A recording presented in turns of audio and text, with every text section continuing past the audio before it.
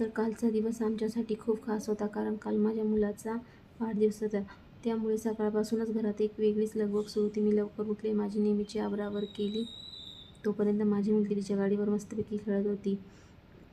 मग मी माझ्या मुलाला तयार केलं, त्याला नवीन ड्रेस घातला आणि प्रेमाने ओवाळलं. वाढदिवसाच्या दिवशी मुलांच्या चेहऱ्यावरचा आनंद बघून खरंच खूप छान वाटतं. यानंतर आम्ही गावी जाण्यासाठी तयार झालो, म्हणजेच माझ्या माहेरी. माझ्या मुलाचा आणि माझ्या बहिणीच्या मुलाचा वाढदिवस एकाच दिवशी असल्यामुळे दोघांचं एकत्र छोटंसं सेलिब्रेशन ठेवलेलं होतं. सगळं आवरून आम्ही गाडीत बसलो आणि प्रवासाला सुरुवात केली. मध्येच नानीला आणि माझ्या 2 बहिणींना गाडीमध्ये घेतलं आणि मग आम्ही पुढे निघालो. गाडीत गप्पा आणि मुलांची मजा असं सगळं सुरू होतं आणि अशातच कधी गाव आलं ते कळलंच नाही. तिथे पोहोचल्यावर सगळ्यांना भेटलो, थोडं फ्रेश झालो आणि मग मम्मीने केलेलं मस्त जेवण सगळ्यांनी एकत्र बसून केलं. घरचं जेवण म्हणजे वेगळीच मजा.